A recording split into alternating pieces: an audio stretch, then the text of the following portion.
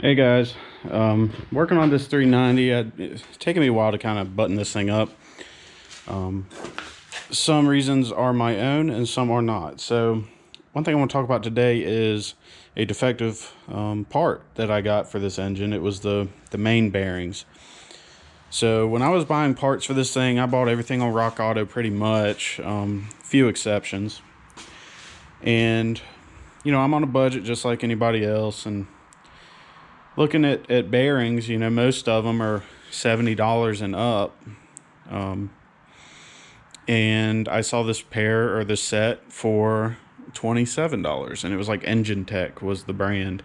And I got some other stuff from Engine Tech, didn't look so bad. Like, they got these gasket kits, and they're nothing fancy, but I mean, it's a whole kit for an engine, and it's like $27, and they seem to like $27 as a price point. But anyway, I put the main bearings in there. Noticed that, well, this is my first rebuild of an engine that's this in depth, you know, so I didn't know to like just stop when I torqued down the mains and felt resistance on the crank. I was like, well, maybe, you know, it's part of the break-in procedure for that to kind of self-clearance. Well, that's a big no-no apparently. So when I finally got the engine all together, I didn't stop. I went ahead and assembled the engine.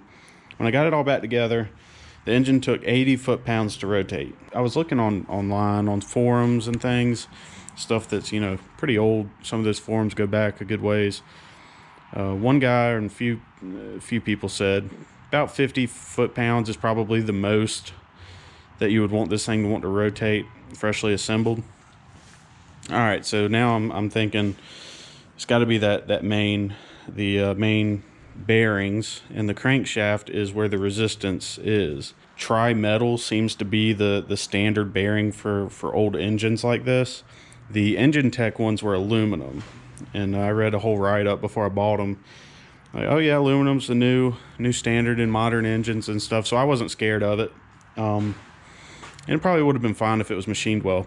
Well, anyway, I'm going to insert a photo here. I did Plastigauge, right?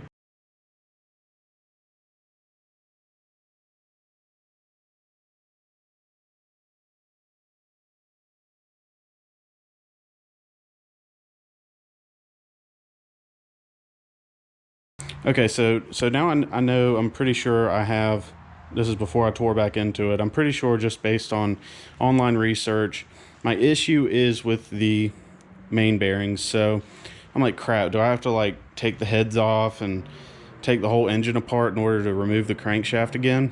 Well, found out that, you know, it's a practice where people will just roll them in.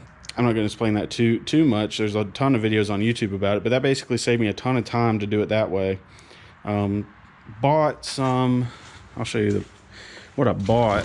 Got to check the trash can. These male Clevites, which, you know, good brand, been around a long time.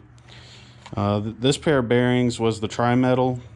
Put them in, rolled them in this evening, and the engine now rotates with like 40 foot-pounds. So it literally cut it in half. Beware, don't buy $27 main bearings. Apparently that's a thing. So I forgot to mention, there's another YouTuber that just had the same daggone problem I had.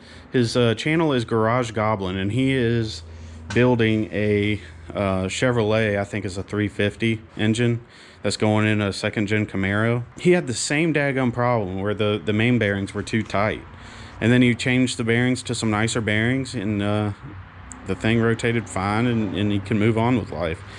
Seems to be a thing, guys. All right, y'all have a blessed day.